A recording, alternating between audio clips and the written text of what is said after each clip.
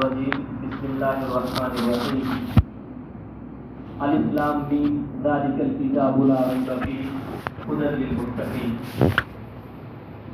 محترم حاضرین، قرآن مجید کا پہلا پارہ سورۃ الفاتحہ، اس کی تفسیر قیام اللیل کے بعد ہو چکی ہے۔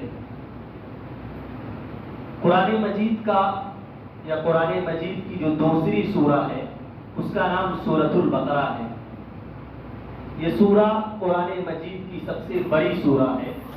جناب محمد رسول اللہ صلی اللہ علیہ وسلم اس سورت کی فضیلت بیان کرتے ہیں کہ سورۃ البقرہ ایک ایسی سورہ ہے کہ قیامت کے دن جو مسلمان دنیا میں سورۃ البقرہ پڑھتا رہتا ہے، قیامت کے دن جب وہ چل کر کے آئے گا تو یہ سورۃ البقرہ اور سورہ آل عمران، یہ دونوں سورتیں انسان کے اوپر سائبان کی طرح آئیں گی۔ قیامت کا وہ میدان جس کی گرمی آپ سنتے ہیں کہ اللہ کے رسول جناب محمد رسول اللہ صلی اللہ علیہ وسلم بیان فرماتے ہیں کہ قیامت کی گرمی کا عالم یہ ہوگا کہ سورج 1 میل کے فاصلے پر ہوگا، انسان اپنے سر سے پیر تک پسینے میں ڈوبا ہوا ہوگا۔ ایسے عالم میں دنیا میں جو مسلمان اس سورہ کو پڑھتا ہے، یہ سورہ قیامت کے دن اس کے لیے سایہ لے کر کے آئے گی۔ ایک دوسری فضیلت جناب محمد رسول اللہ صلی اللہ علیہ وسلم اس سورت کی بیان کرتے ہیں کہ مسلمانوں اپنے گھروں کو قبرستان نہ بناؤ۔ اللہ کے رسول نے کہا مسلمانوں اپنے گھروں کو قبرستان نہ بناؤ، اپنے گھروں میں سورۃ البقرہ پڑھا کرو، اس لیے کہ جن گھروں میں سورۃ البقرہ پڑھی جاتی ہے شیطان ان گھروں سے بھاگ جایا کرتا ہے۔ دو چیزیں معلوم ہوئی، پہلی جس گھر میں سورۃ البقرہ نہ پڑھی جائے وہ گھر گھر نہیں ہے، قبر ہے۔ کہ جناب محمد رسول اللہ صلی اللہ علیہ وسلم کا جملہ ہے کہ اپنے گھروں کو قبرستان نہ بناؤ، اس کا مطلب جس گھر میں سورۃ البقرہ نہ پڑھی جائے حقیقت میں وہاں کے لوگ مردہ ہیں، ان کا دل زندہ نہیں ہوا کرتا۔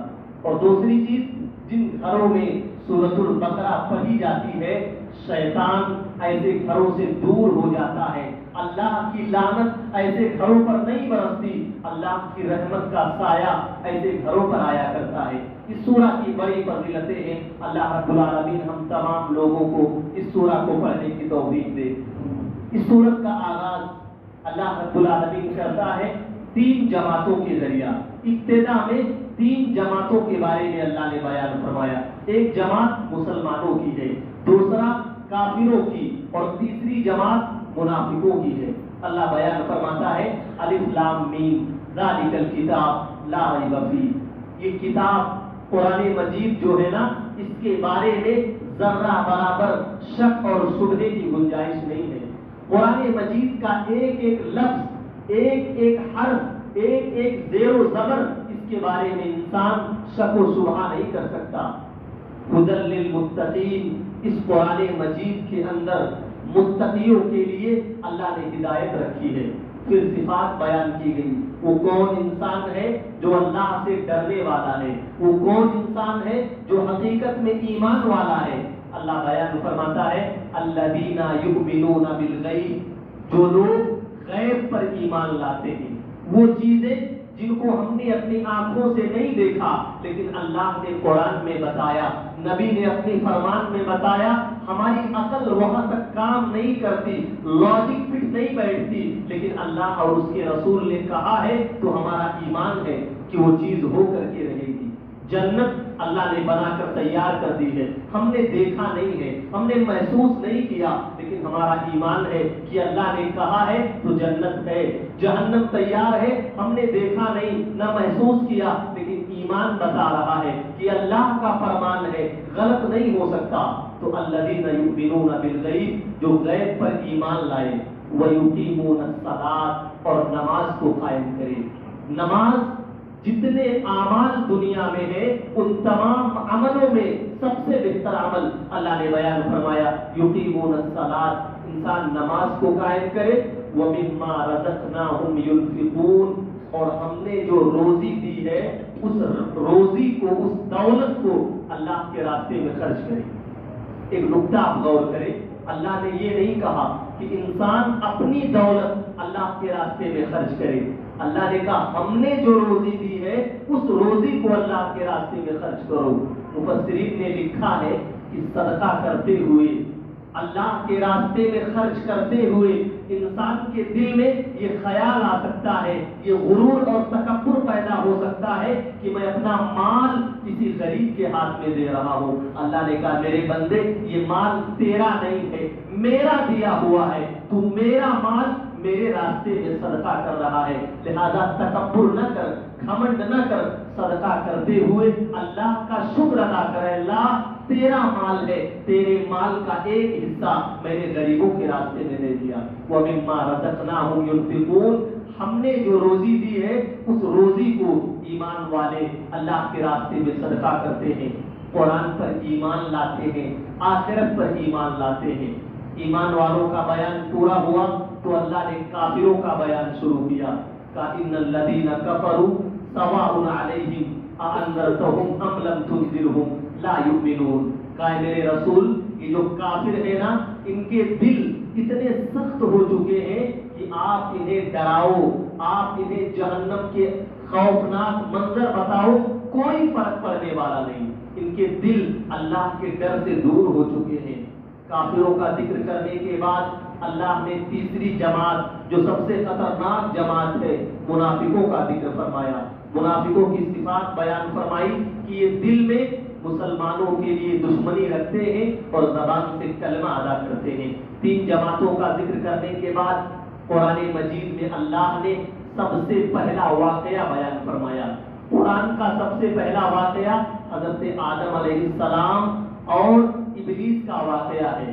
اللہ نے حضرت آدم کو پیدا کیا، قرآن میں اللہ نے فرمایا وَإِذْ قُلْنَا لِلْمَلَائِكَةِ اسْجُدُوا لِآدَمَ، پیدا کرنے کے بعد تمام فرشتوں سے کہا آدم کو سجدہ کرو، سب فرشتوں نے سجدہ کر دیا، لیکن ابلیس ابا واستکبر وکان من الکافرین، انکار کر گیا، سجدہ نہیں کیا ابلیس نے۔ مفسرین نے لکھا ہے کہ ابلیس نے ایک سجدے کا انکار کر دیا، صرف ایک سجدہ نہیں کیا ابلیس نے، اللہ نے اپنی رحمت سے قیامت تک اس کو دور کر دیا۔ مسلمانوں کے دلوں میں ڈر پیدا کیوں نہیں ہوتا؟ روزانہ 5 وقت کی نمازوں میں ایک مسلمان کتنے سجدوں کا انکار کرتا ہے۔ اگر ایک سجدہ انسان کو اللہ کی رحمت سے دور کر سکتا ہے تو ہزاروں سجدے جو روزانہ انسان انکار کر دیتا ہے، مسجدوں میں نماز کے لیے نہیں آتا، ایسے سجدوں سے دور ہونا انسان کو اللہ کی رحمت سے کتنا دور بنا دے گا۔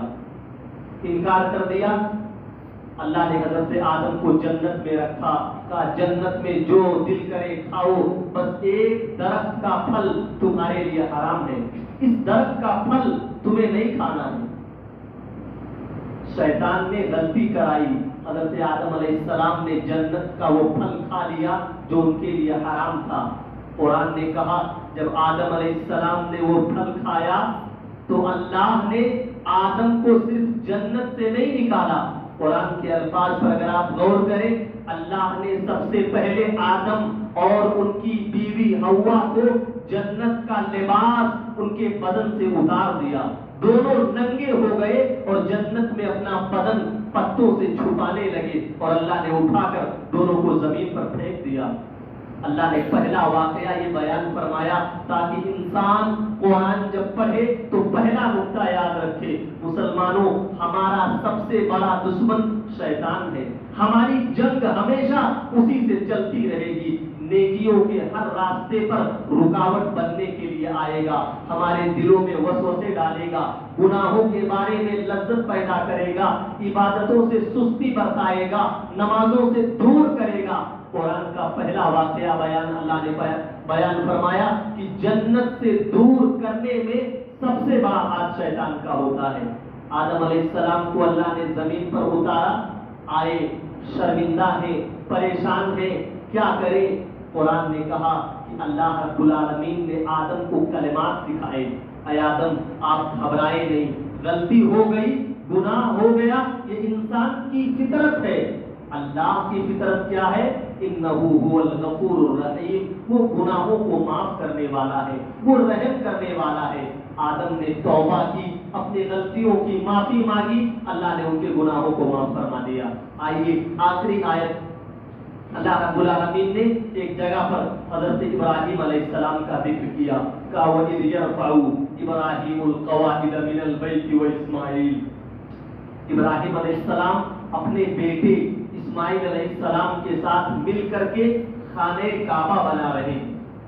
آپ غور کریں، دنیا میں اللہ کے لیے جو پہلا گھر ہے خانہ کعبہ، جس میں ایک رکعت نماز 1,00,000 رکعت کے برابر ہے، وہ اللہ کا اتنا عظیم گھر حضرت ابراہیم اپنے بیٹے اسماعیل کے ساتھ بنا رہے ہیں۔ قرآن نے کہا ابراہیم دیوار سیدھی کرتے ہیں اور ان کا بیٹا حضرت اسماعیل پتھر ڈھو کر اپنے کندھے پر لاد کر کے لاتا ہے۔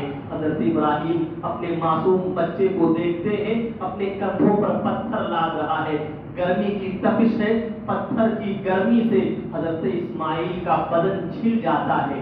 حضرت ابراہیم اپنے بیٹے کو یہ محنت کرتے ہوئے دیکھ کر دعا کرتے ہیں، ربنا تقبل منا انک انت السمیع العلیم، اے ہمارے رب تو ہمارا یہ عمل قبول کر لے، بے شک تو سننے والا ہے، جاننے والا ہے۔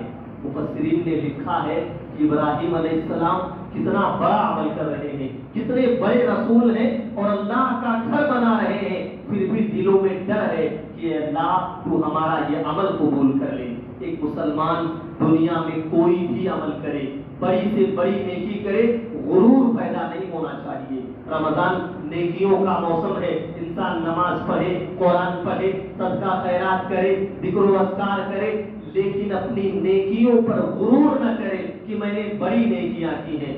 نہیں، اپنی ہر نیکی پر ایک مسلمان کو ڈرتے رہنا چاہیے اور اللہ سے دعا کرنا چاہیے کہ اللہ تو ہمارا یہ عمل قبول فرما دے۔ اسلاف کے بارے میں ایک روایت آتی ہے کہ وہ جب وہ رمضان کے مہینے میں عبادتیں کر لیتے، کانا ستۃ اشہر یدعو، تو 6 مہینے تک اللہ سے دعا کرتے تھے، اللہم تقبل من عمل رمضان، اے اللہ رمضان کی نیکیاں برباد مت کرنا۔ ہم نے رمضان میں جو نمازیں پڑھی ہیں، جو قیام کیا ہے، جو صدقہ و خیرات کیا ہے، اللہ تو رمضان کی نیکیوں کو قبول فرمانا۔ 1-2 دن نہیں، 6 مہینے تک رمضان کے بعد دعا کیا کرتے تھے۔ معلوم یہ ہوا انسان اپنی نیکیوں پر مطمئن نہ رہے، ہمیشہ نیکیاں کرنے کے بعد اللہ سے دعائیں کرے کہ اللہ تو ہماری نیکیوں کو قبول فرما۔ یہ پہلے پارے کا بہت ہی مختصر خلاصہ میں نے آپ کے سامنے پیش کیا۔ اللہ رب العالمین سے دعا ہے کہ اللہ تعالی ہمیں قرآن پڑھنے، سمجھنے اور ایسے ہی قرآن کی محفلوں اور قرآن کے درسوں میں شریک ہونے کی توفیق دے۔ آمین۔ السلام علیکم۔